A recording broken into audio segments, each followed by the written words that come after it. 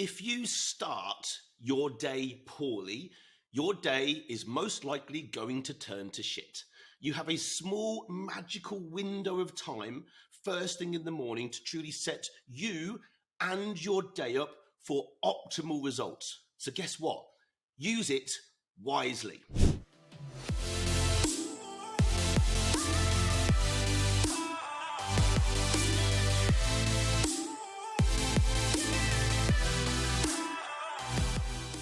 Now then, welcome back to the show, everybody. My name's Andy Naylor, CEO and founder of Naylor Body Design, and as always, host of your Optimal Alpha podcast. How is things going? I hope your week's gone good.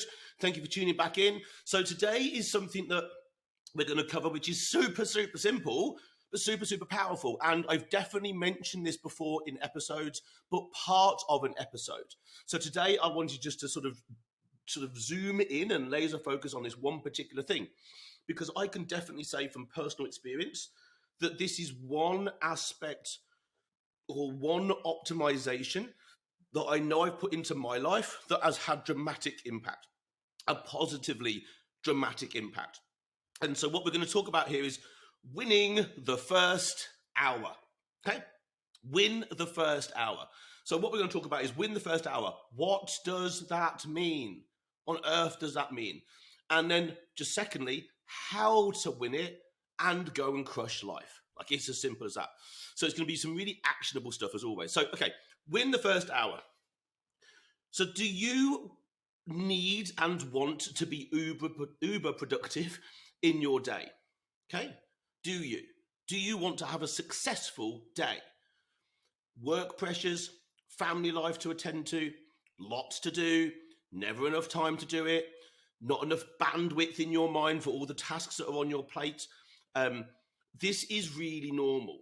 You might feel that your life is super crammed, super busy, super high level, and you're different. Guess what? You're not. In these circumstances, you're not special at all. You're simply not. I speak to 7 or 8 people just like this every single day. It's super common. Sorry to burst your bubble. And sadly, this scenario of feeling super busy and the day sort of getting away with you will continue like that. And you will continue to struggle if you don't learn how to control these things. And keeping your head above water and keeping up with life is going to be really difficult.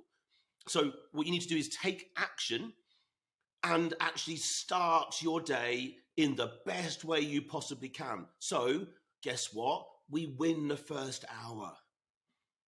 The first hour of the day is yours, probably. There will be some exceptions out there. I can hear you screaming at me. But generally speaking, for absolutely most people, the first hour is yours. And guess what? If the first hour isn't yours because of whatever reason, then just get up fucking earlier. Get up an hour earlier before that and then have that hour to yourself. Don't give me the bullshit excuses. Oh, as soon as I get up, I have to get the kids up. Yeah, right. Then just get up an hour earlier. How important is your life to you? Like, if it's important enough, get up an hour earlier. For the past couple of weeks, I've been getting up at 3:30. Now, that is stupid. But I've been getting up that early for one of 2 different reasons. At the moment, I'm sort of averaging about 4:30.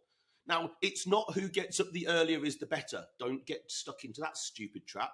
But if you know that, okay, I could go to bed earlier, I could get up earlier, I could optimize my sleep more, I could be more efficient with that, therefore I can get an hour in the morning back to myself, then use it. The first hour is yours. The day has not yet had a chance to fuck you. Right? Nothing's happened yet. You have a chance to take some actions, to do some simple yet powerful things that you will not get time to do later. Or you will find every excuse or reason or whatever bullshit you come up with to not do it later. And there's a bonus to this, right? If you do them like in the first hour in the morning, you'll literally actually set yourself up for success right from the beginning of the day. You will set yourself up. You don't need to go back and do these actions again. And what you do here will have a massive impact on your sleep at the end of that day. So you're doing you're doing something at the beginning of the day that if you do it properly and don't do stupid shit through the day, your end of day will be better for it. It's a win, win, win all around. So how to do this. So we know that setting up this first hour gives us a window of time to go off and achieve some things that are going to set us up. So what are we actually doing? What are these actions? So simply put, here are a list of actions, strategies that you may want to experiment with. This is not a must-do all list. It's simply a list that you may want to pick from. Some are kind of mandatory. Some maybe not. I would suggest there are probably more things that I'm going to put in this list, and there may be things that you would want to include. This is, I guess, a picture into what I would do and what I do pretty much every single day. There are slight changes that I put in place, but generally speaking, this is a window into the first hour of my life. Number one, these are in no order, by the way, although they kind of chronologically work in order, but there's no real technical order. Rise at the same time daily. In other words, wake at the same time daily. Not just in the week and then something different at the weekend, but the same time daily. I became far more productive and therefore successful when I stopped seeing the week as 5 days and 2. This is a shocking mentality. Stop it.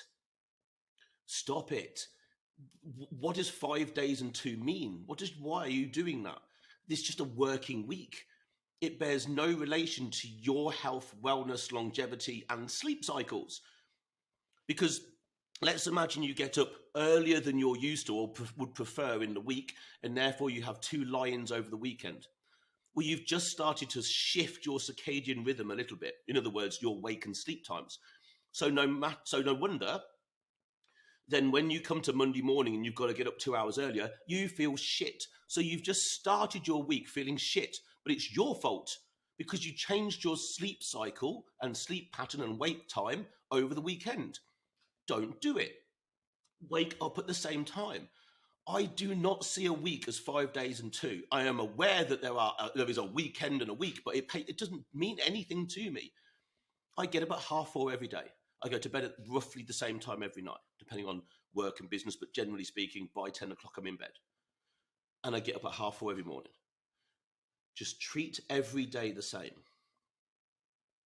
So it's also great if this waking does not require an alarm, but instead you begin to train yourself to wake after 4 to 5 sleep cycles. Sleep goes round in a cycle. I will delve into this far more deeply on another podcast, but just know for now that you go through as a pattern. You go down through stages of a sleep cycle and you come out the other side, and then your body goes round that again. So this sounds difficult, but with practice, you can actually train yourself to literally wake up at the same time daily with literally no need for or zero need for an external reason to get up. Now, when you get this working right, you then wake up feeling fully awake and refreshed because you are at the top of a sleep cycle. Alarms go off at just a moment in time. And that might be when you're at the bottom of the sleep cycle. So in maybe deep sleep or somewhere a part of the sleep cycle where you should not be waking up. It's a natural thing. You go round a cycle, you go back through that cycle again, and then wake up. That's what it should look like. But if your alarm happens to be waking you up at the bottom of a sleep cycle when you're in deep sleep, guess what? You're going to wake up feeling groggy, tired, like you just want to go back to sleep, okay? You already now feel shit seconds into your day, like it's an immediate fail. So this is quite a geeky sort of thing to dive into, but certainly wearables can help you with this. So I wear an Oura Ring. You can get free sleep apps for phones that will monitor your sleep relatively well. You can, I think most Fitbit, Garmin's, Apple Watch, I think most things that people can wear these days will monitor sleep. Now, you can use those things to sort of try and judge, one, how long a sleep cycle might be for you and start to use them. And some things, if I remember correctly, some apps that I've used, I think there's an app called Sleep Cycle. I believe it's a free app with an orange icon. When it wakes you, I think it wakes through vibration. and it's very low level vibration. So it's a much easier wake. But what it does is it, within a half an hour window, either side, it will wake you at the top of a sleep cycle. Now, this is a really good way to begin to train yourself into where you need to get to. So let's say you need to wake up at 6, or let's say you need to be up by 7. I don't know, 7, right? So maybe either side of 6:30. So it could start waking you up from 6, and it could then wake you up all the way till 7. So either 30 minutes either side of the 6:30, but before the 7 o'clock that you need to get up, it would then calculate and work out when you're at the top of the sleep cycle and wake you up. So you would wake up feeling refreshed. So this is a really good way to start this process. Wearables can certainly help. So a sleep cycle, just for note, is anywhere between, for most people, 60 to 90 minutes. Okay. And if you have set your sleep up really well the day before, so this cumulative effect of setting your sleep up, it's going to be much easier to track your sleep cycles and then eventually just wake up. I wake up within minutes the same day, at the same time every day, within minutes. It's quite spooky how close to the same time every day it can become. But I've just trained my body, and I've not really thought about it much. I use that app, and then my body just does it itself after a while. Second thing, do not get up and look at your phone. You might want to check the time just to make sure you're not running late, but don't actually dive into your phone. And I still find this very difficult, if I'm honest. Why? Well, I live in Dubai, as at the time of recording this podcast. My team are in the UK and the USA, and the vast majority of our clients are in the USA. So that's multiple time zones across the planet. So when I wake, given that I'm ahead of everybody else, there then have been hours of activity in the business that I know nothing about. Good things, bad things, all sorts of stuff, right? So when I wake, the desire to check all of our communication channels is insanely high. It's curiosity. I want to know what happened with this particular thing yesterday, and how did this person get on, and did we resolve this and that? I need to know those things. But here's the thing. What happens if I get up and I go into our communication channels and I see what we would call a fire? In other words, a pretty serious problem, an issue. Well, I see that at 4:30 in the morning, Dubai time. There is no way I can go and resolve that. Why? Because my team are asleep and all the clients of the business are asleep. I can't do anything about it.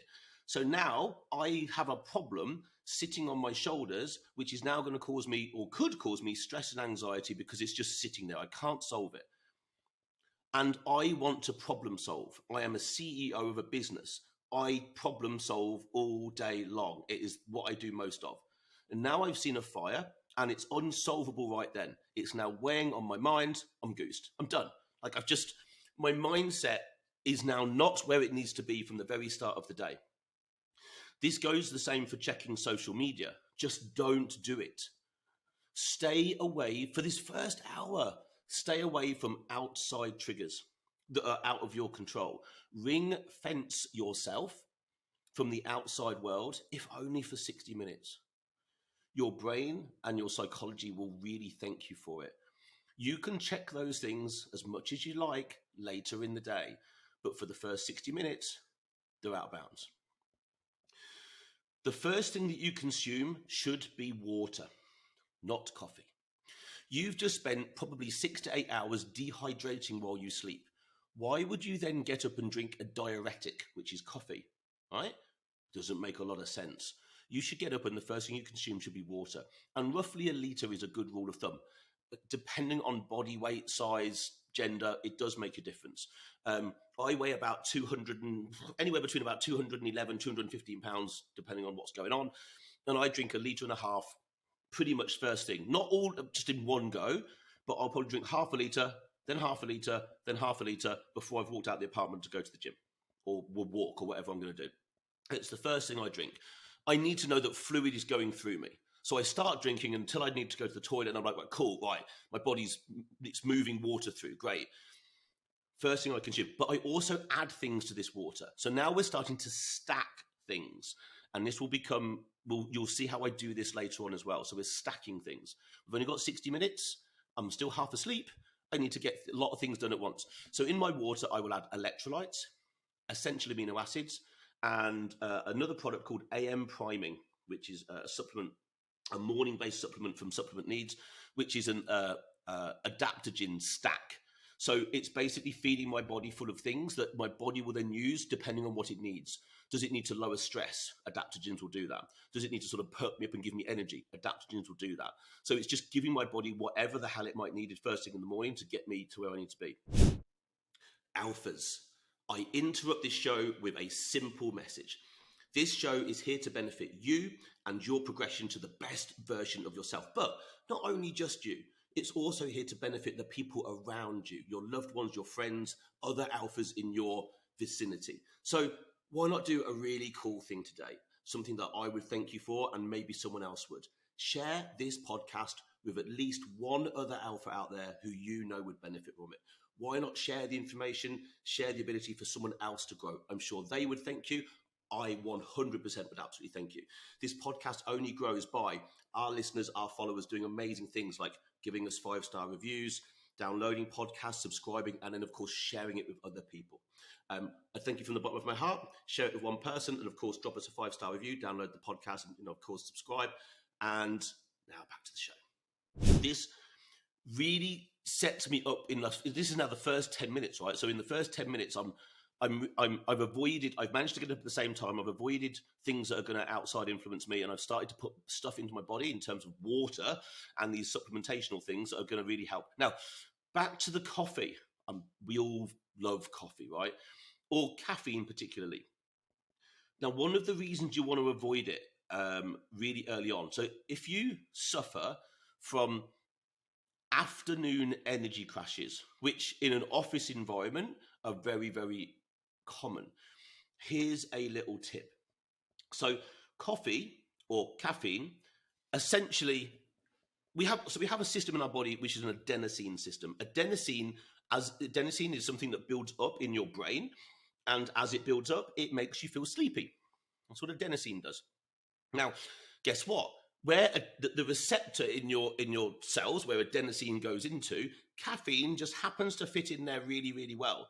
So what does caffeine do? It fills up all these available slots where adenosine would go in, and it keeps you awake. That's what caffeine does, amongst some other stuff, but that's what caffeine does. So what happens, though, is as we've got all these receptors filled with caffeine and adenosine is building up, you get a backlog of adenosine. It's kind of building up in the background. So most people probably stop drinking coffee about 12. Out comes all the caffeine, and then you get slapped around the face with a shitload of adenosine trying to fill into those receptors, and you feel sleepy. So the goal is to rid the body of as much adenosine in the morning as possible, so there is no tidal wave coming at you later on. So the point here is delay the intake of caffeine to give your body a chance to remove and get rid of the adenosine. 90 to 100 minutes is what's recommended. Now, I can't take any credit for this. I learned this from a podcast from a chap called Andrew Huberman. Brilliant podcast. Suggest you go listen to it. Some insanely clever shit going on over there. This was just one of the little things that he's been speaking about recently, which is just how much could this benefit us all? So rather than getting straight on the caffeine and then blocking up all these receptors, but with a tidal wave of adenosine coming at us later on, get up, move, and we'll be talking about that in a minute, get the adenosine out, flushed out, then enjoy your coffee, okay? So basically, wait to drink your coffee 90 to 120 minutes into the day, and water first. Okay, next on the list, move. Okay, move. This is a great time for some light exercise. And I say exercise and not training, as in the first hour, right? In the first hour, your body is definitely not ready to get under loading, weight, high stress activities. It just isn't. This is a massive potential injury risk, not to mention your performance is going to be impaired that early in the morning because you're not ready, you're not fired, your CNS, your central nervous system, is certainly not up and firing that to the degree that you will need it at that point yet. But movement is highly advised. So hold on to that thought. We will return to movement in a moment. Next on the list, sunlight. Getting early morning sunlight in your eyes is one of the most important things you can do, and you want it as fast as you can. There is something particularly special in the color frequencies of a rising sun that our bodies are very in tune with. Think of this on an evolutionary level. We had no light, and like no artificial light aside from fire. Is that artificial or not? I don't know, but you know what I'm saying. We had no light until a very short time ago. We fully relied upon the sun as our light source. This is where and how we create a circadian rhythm, okay, through light. And a healthy circadian rhythm is a roughly 24-hour cycle. And what does the sun do? It's a 24-hour cycle. It just we fitted into our environment. We adapted to our environment. We've stuffed ourselves now because we live inside a manufactured environment whereby we got light whenever we want it. So the healthier your circadian rhythm is, the more chance you've got of a good sleeping pattern. Rising and waking at the same time, but going to bed at the same time. We already know that this is crucial. So now we can see how an action first thing in the morning is going to have a massive positive effect on the rest of your day, and when it comes to sleeping at night. Early morning sunlight direct into your eyes. Okay, you don't need to death stare the sun, by the way. Don't stare at it. You won't win that battle. But let the light in your eyes. Like, don't wear shit. Like, let it in your eyes. Again, now hold this thought. Okay, we'll return back here. Okay, next, get in nature. Okay, sounds a little bit woo-woo, but guess what? We were fucking meant to live in nature. We still are. It's pretty bloody obvious, really. We're not meant to be living in cities. Like, we've designed those things. That's not where we're supposed to be. This is bad for us, essentially, on more levels than I've got time to go into today. So get in nature. Walk in and around green stuff. Living green stuff. Simple. Breathe in real, clean air. Even the smell of fresh trees in the morning and fresh, maybe dewy grass. Like those things, most of us would smell and be like, oh, that smells real, fresh, natural. We like those smells for a reason. We should be drawn to them. Our bodies react kindly to this sort of exposure. It is de-stressing and it is good for the soul. So get in nature. Right, listen up. So what have we done so far? We have woke at the same time as yesterday, hopefully. We have not used an alarm to wake. So we've woken really fresh at the top of the sleep cycle. We have not looked at our phone, so we have not become influenced by external sources. We've started to drink water, probably with some extra bits and pieces in just to sort of help us along. Now let's really begin to stack stuff. So all the last things I've mentioned. So we're going to get outside. Okay. So we're now outside. We're going to go and walk. Right. When people say I want to train functionally, go fucking walk then. It's the most functional thing you do. Actually, no, breathing is the most functional thing you do. After that, I would suggest probably walking. So get outside, go walk. While at the same time, you're now taking in sunlight. While at the same time, you're being in nature. While at the same time, you're drinking your morning water. Do you see? We've just taken a whole bunch of stuff and just essentially done it at the same time. I call that stacking. Like just do a whole bunch of stuff at the same time that you can to get more done. It's time efficiency. We're all time poor. You're not special.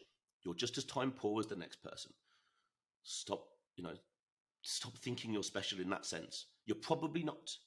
You're probably not. I'm not saying I'm not being empathetic, but get over it.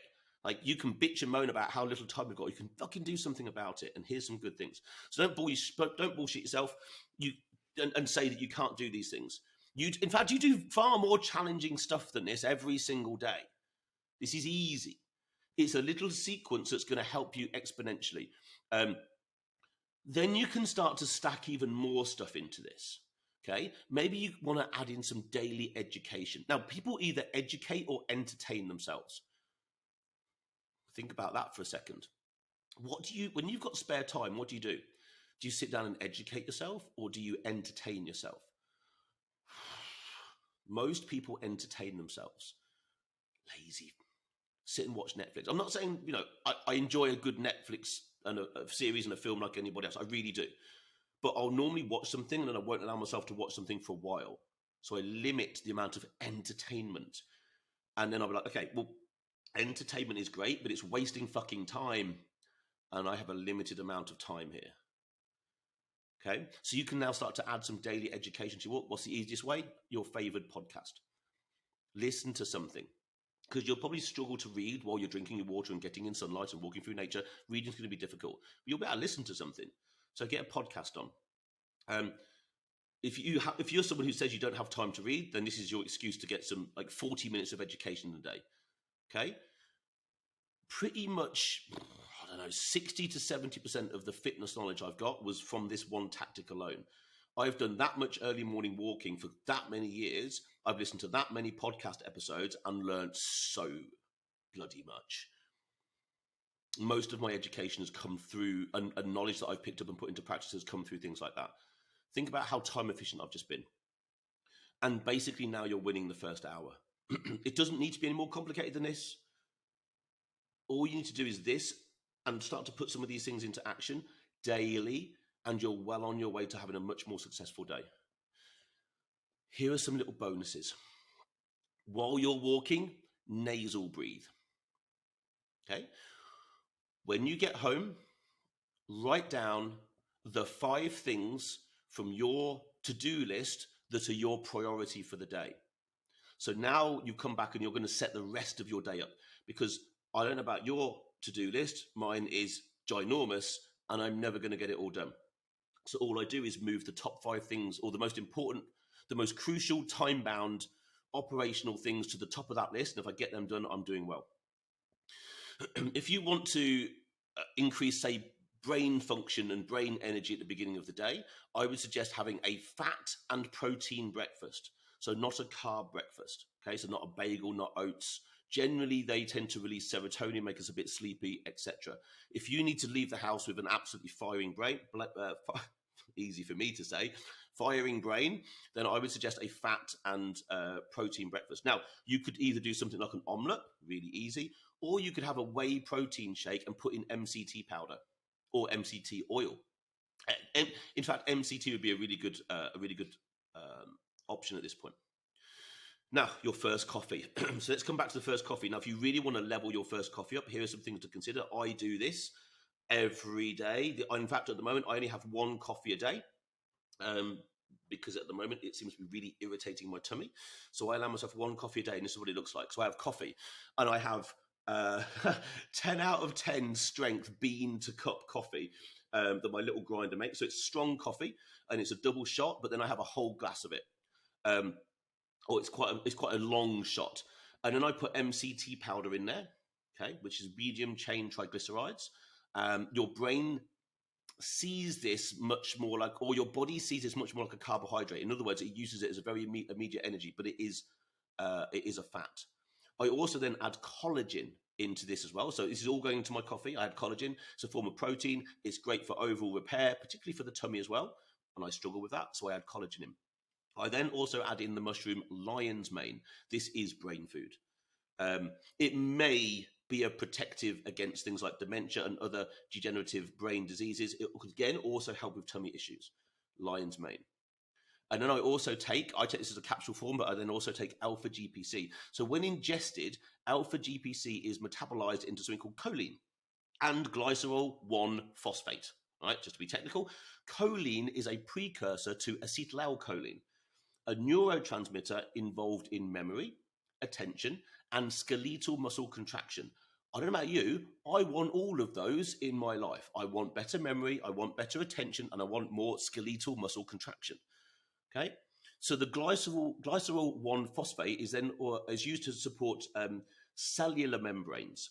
And alpha GPC appears to easily cross the blood-brain barrier and is rapidly absorbed. So all of these things in terms of those supplements are repair, health, mental cognition, a little bit of muscle contraction. It's kind of supercharging a coffee and putting in things that we're going to benefit from first thing in the morning. So those are just some little bonuses. And again, all of the things I've just mentioned, I do daily in one way or another. Sometimes I haven't gone for a walk first thing in the morning and I've waited a little bit longer and then I'll go and train, but it won't be inside the first hour. But this is how I set my day up. And I've been doing this, goodness, for a very long time. Absolutely consistency since basically the first week of the lockdowns. because I couldn't do anything else. So what did I do? I got up and I started to really set up my first hour, and I'd go out walking in the morning and I'd record in content and things like that as well. But I then found that I couldn't not do it. I was less productive when I stopped essentially doing these things. So look, I hope that helps. As always, I hope there's been some interesting little bits and pieces in there that you can go away and use. And look, if you found this useful, as always, let me know. Let me know if this information is helping you in some way at all or has changed something for you. Give us a 5-star review. We appreciate that, of course. And always, if you know someone out there who you feel would benefit from this type of information, as I always say, please absolutely share this with them. Of course, subscribe yourself, download the episode. That's always useful. We get to see those numbers and I get to understand which episodes have helped people more, have been shared more, because therefore I then know these are the most useful topics I could be talking about. That gives me feedback. That helps me understand what content to deliver back to you guys, which is awesome. So as always, alphas, listen, go and crush the week. But first of all, crush your first hour. Win your first hour. Give me some feedback on how that goes. But for now, guys, I'm out. Go and have the best day.